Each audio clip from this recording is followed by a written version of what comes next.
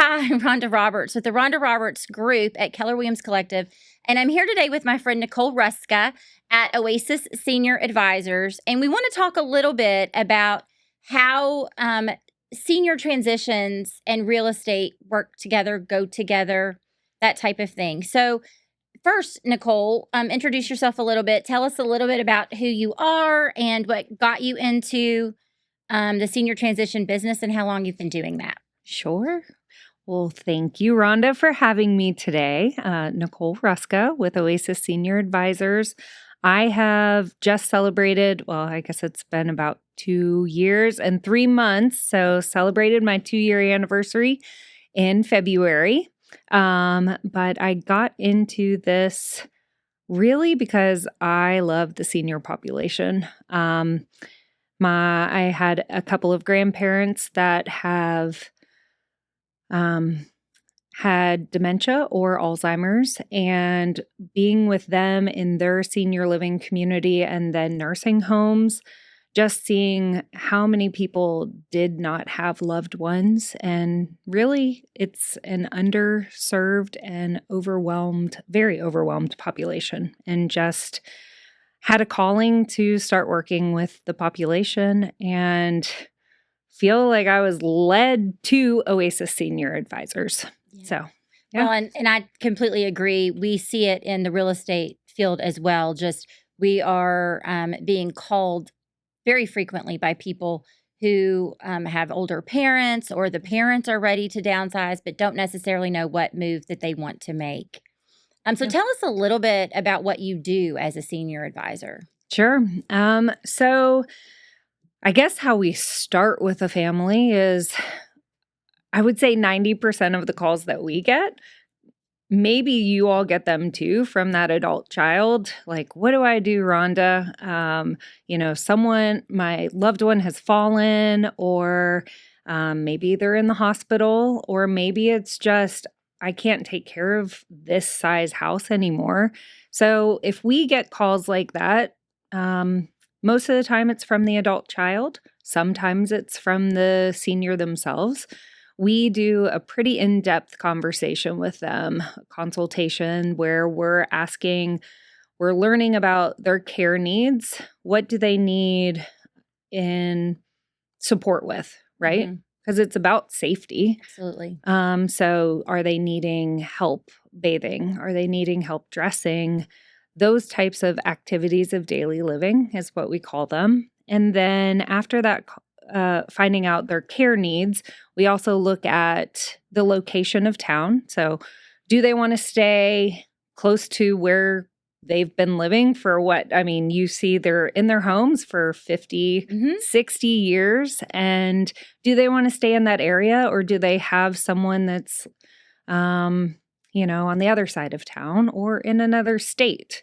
And so we look at location, and then we also look at budget. So finances are a big piece of that. And we are contracted with, I think there's about 80 plus senior living communities in our area. And we narrow that search down. So after the consultation, we narrow the search down. We are in and out of the communities all the time. So we keep up with changes of staff. We keep up with availability, pricing, and fit about 3 or 4 communities is where we like to stay, and provide information to our clients on those communities.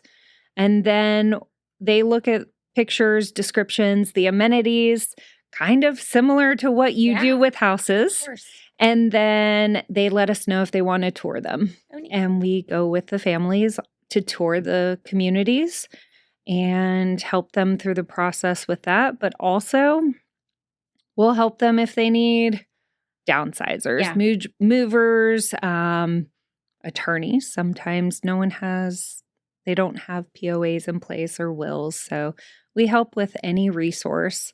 And even if they're not looking to be in a home, sorry, I said that wrong. Yeah. If they're not looking to move to a community, then we help find resources in the home as well to keep them there. Yeah.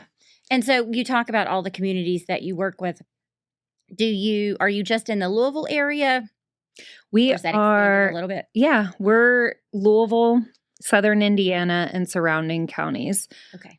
But also because we are a franchise, or Oasis Senior Yes. Advisors is a franchise, we do have a national presence. So um, I I'll- I will estimate the number. I think Yeah. there's about 145 plus franchises nationwide. And then on top of that, we have a digital team. So we really can help families navigate all over the United States. Nice. So. Yeah, and I figured as such. And here in the real estate side of things, one of the things that we're hearing so much and what we're seeing so much is that this aging population is some of the biggest movers right now, because the older children are trying to figure out what to do with parents, and parents are having to downsize, whether it's because or move, whether it's because of health issues Mhm. or stairs, or Yeah. getting everything on one floor, having assistance with laundry and such, like stuff like that. So those are kind of the biggest indicators for us if people need to move out of the home. But we do see so many people, my parents included, they have lived in their home for 50 years. Yeah. So, and there's a real reluctance to leave that. And so it's There is. hard. Yeah. It puts the decision makers in a very difficult spot. It does. And I think that something that we just advise people to do, um, because alongside with that, the senior knows Yeah. I can't go down 20 steps to the laundry in the basement. So they have this in their idea. And what we try and do, like I said, 90% of those calls are crisis calls. But what we try and advise and educate our community as a whole, our city, is to pre-plan. Absolutely. And, it's hard, but it's gives the individual that independence of choosing where they would want to go, have a plan A, have a plan B for when that crisis comes. I agree, because we do. They do Yeah. move when we get the call when Yeah. something's happened. Yeah. And Yeah. we need to do something immediately. Yes. And it's not something that can wait. And Yeah. so it does take away some of the decisions Mhm. when you have to do something in a hurry. So Absolutely. for sure. Yeah. So I'm assuming you would say that is kind of the biggest pain point. What other pain points, hardships, like what other Yeah. things do you see as families try to move into a place? Are a lot of the places full? Like, are we seeing that issue as well? Yeah, unfortunately right now, well, I said fortunately and unfortunately, right?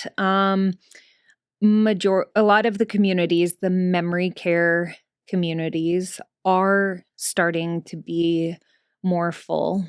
Um, a lot of them are at that 90%. Wow. And I think that is just growing because dementia and Alzheimer's is just also starting to be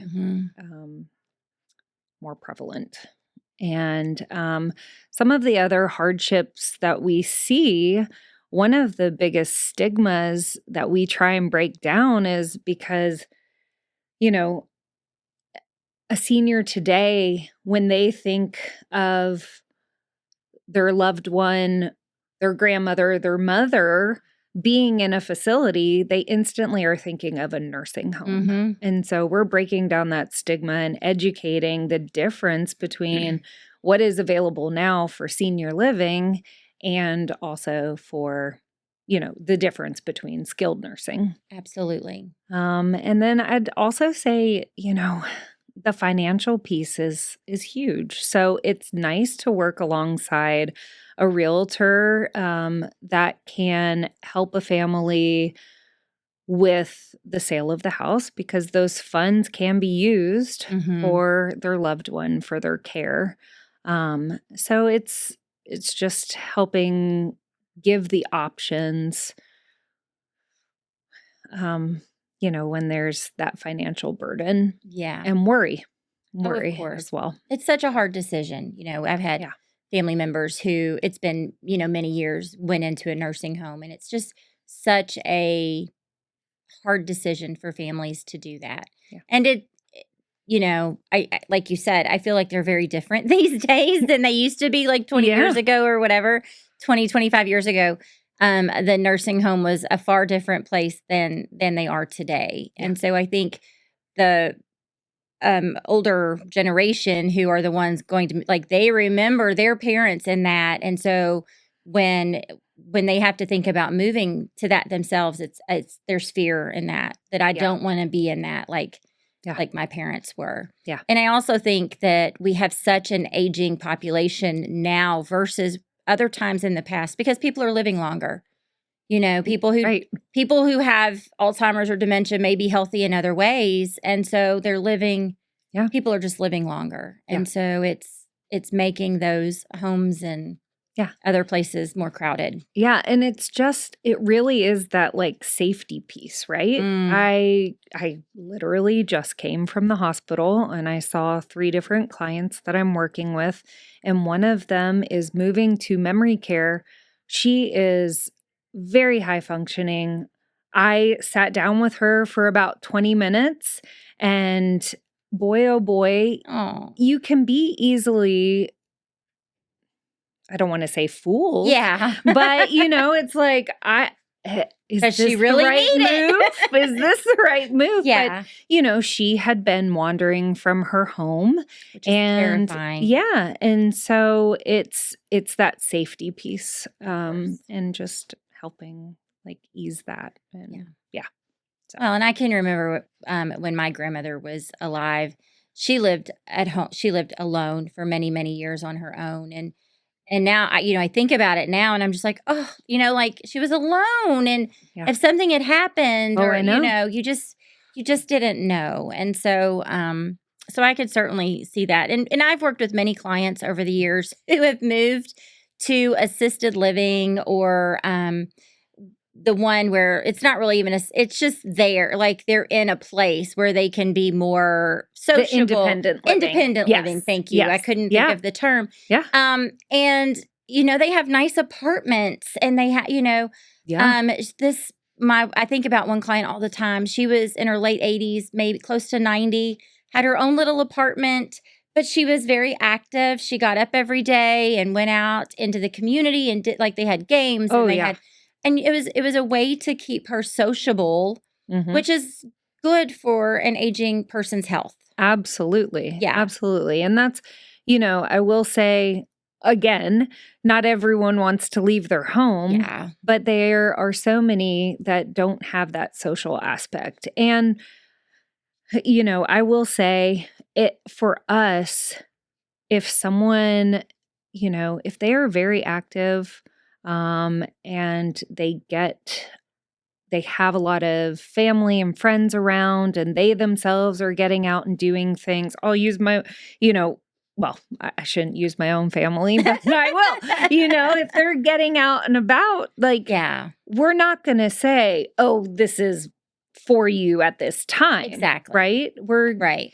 But if someone has a house that's too big, right, then that's my time to say, hey, my friend Rhonda can help show a patio home or a garden home. Right. Downsize. But if you're still active enough, Yeah.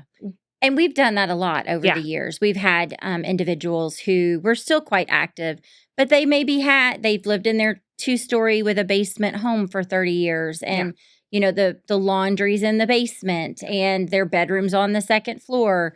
And it just doesn't make sense for them to have that large of a home if it's just them. And again, the safety issue of steps and things like that. So we've done a lot of movement towards, patio homes, single or condos where they're on the main level, just, anything. And the other big help with that is the yard maintenance. When you go into a patio home, you have HOAs that take care of your yards, things like in your landscaping. So you don't have to worry about those things that you would normally have to, but you still get that feeling of independence and be able to live.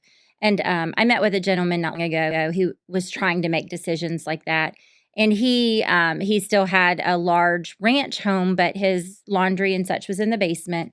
But he was having someone have to come in every few days a week just to, cook for him, and because his wife had passed away. So he was, having to have someone cook for him, having to have someone come in for laundry. So I think he was going to relocate to Bowling Green and possibly a patio home or assisted living or independent living. So because that's what I see as the realtor. Like, that's the phone calls we get. I'm in this house. It's too much. Can't do the steps, safety issues, like you said. So those are the biggest calls that we get. Yeah. In terms of those. Yeah. So we've talked a little bit about this, but, signs that someone needs assisted living, the safety aspect, loneliness. Yeah. Safety, loneliness, medication management. I think that's huge. A good one. Yeah. So if your loved one isn't able to manage your medications and their medications, or if, they don't have family around that can organize the pill packs to help them remind, that's a good indication that they just need extra support.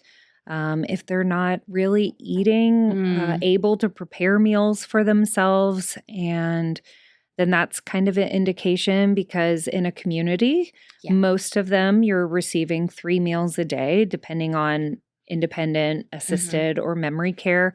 They'll get all of their meals plus snacks. Like, they don't want for anything. Yeah. And they're usually nutritious meals, right? It's not just junk. Open a can of soup and... Yeah. I mean, my mom, I'll call her and she's like, I had cereal for dinner. I'm like, what nutritional value is in that? Yeah. Especially when you've cut down to like 2 meals a day. Yes. Where is the nutritional value? And it's just trying to get her to think about that. Yeah. And that's kind of what we ask individuals and families too. Like, is the nutrition there? So, because it's important. It is. It is. Along with being able to take medications and things like that. So, yeah.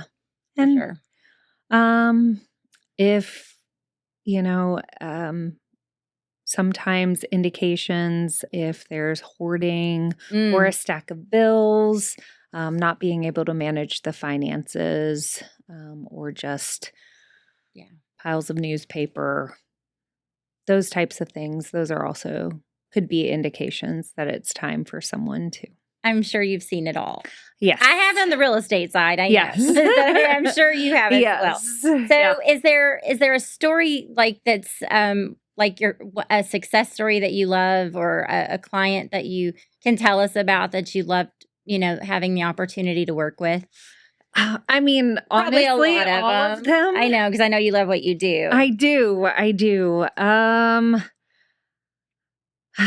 trying to think, like, if there's... Well, I mean, I'll just say, like, today I was calling a community, and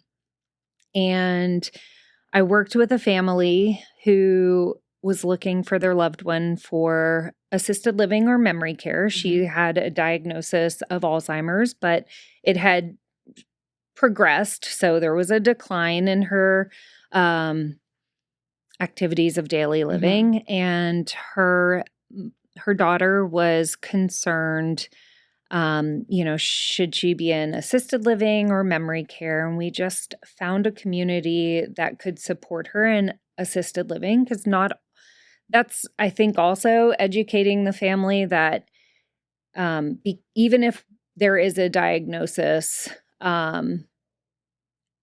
then they don't have to be a memory care. That's really for if they're exit seeking, because memory care has the secured component to it. But we found an assisted living community that could support her. And today, the sales director, we were talking, and she said she is just brought so much life to our community. Aww. And so the daughter was concerned that she would be in her room all of the time, and she is getting other residents how out fun. into the community. Yeah. And just some of those introverts, right? Mhm. She's getting them out of their rooms. And That's fantastic. so, I mean, it's just hearing those wins Yeah. and successes and being able to support individuals that don't have anyone.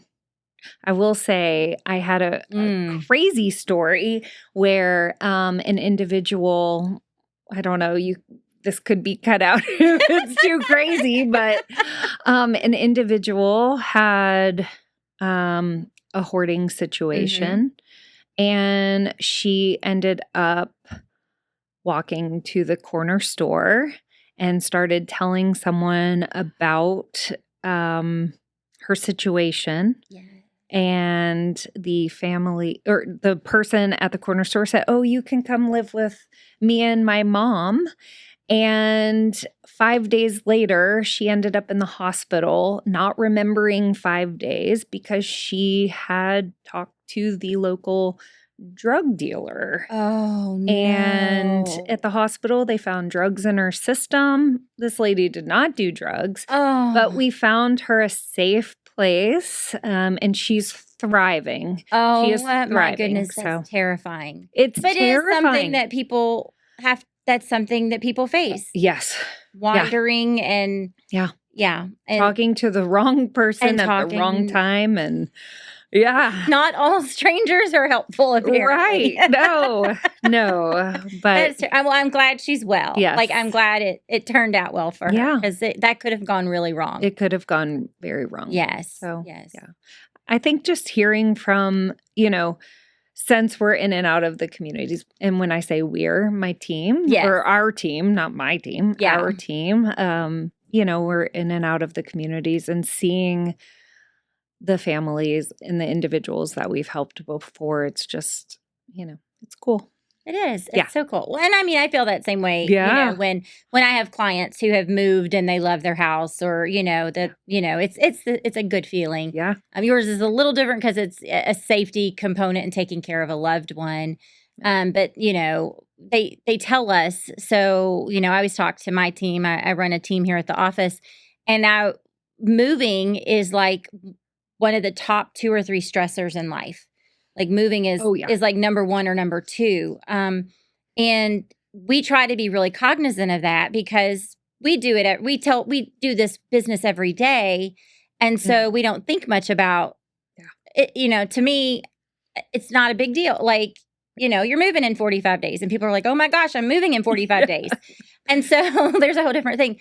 But to add the component of the family situation that you're having, like, so if it's already the number 1 or number 2 stressor, and then what you're really doing is you're moving a loved one into assisted living, nursing home, skilled live, whatever, all of those things, the amount of stress that puts on an individual or a family is just astounding. Yeah. And so, to do it with love and grace, care and compassion, and I've known you for many years, and 100% believe that you are in your place. Like, that's totally you. Yeah. Someone who has compassion for people. So, but yeah, so it's interesting to think about how hard it is on families, and yet we try to. And I always tell people that my number 1 job as a realtor, I try to take that stress level down.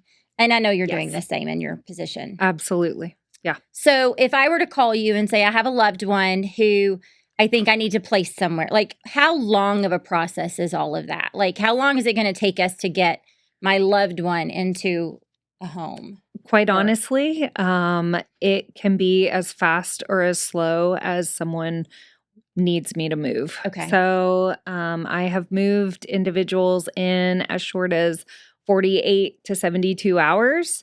And I've also worked with families. I think the longest that I've worked with someone is 1.5 years before they had to move in. So it really is that driving factor. Is it an urgent move? Do we need placement right away? Or is this, that independent pre-plan, let's just Yeah. choose this and then wait and see when either they're ready Mm-hmm. or if, something happens, Right. unfortunately. Well, and I was going to Yeah. say, I'm sure that you get into situations where people are in the hospital and they can't go back home. Like Right.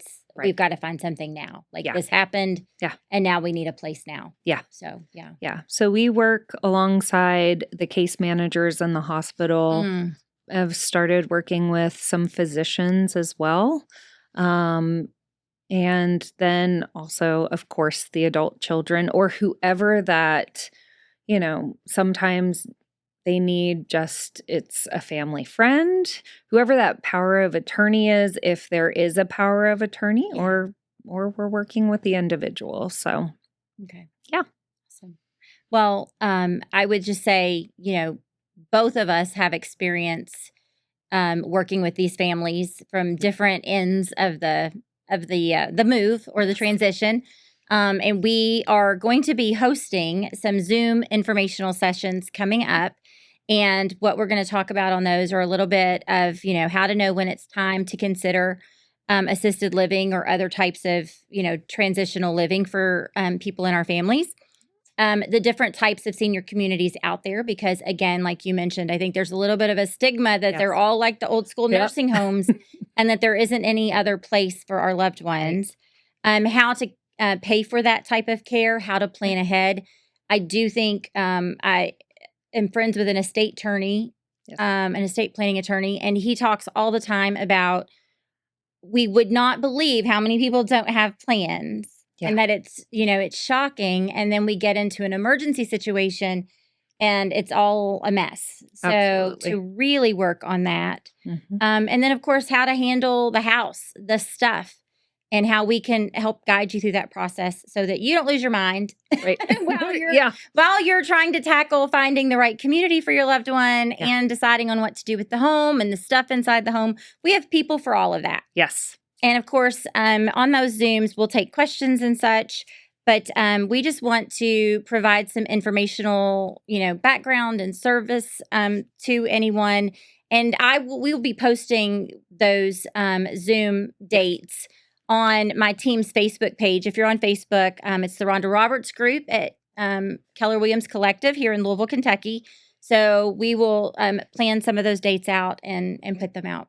Perfect. Yeah. Well, Thank thank you you. for joining me today. It was a pleasure.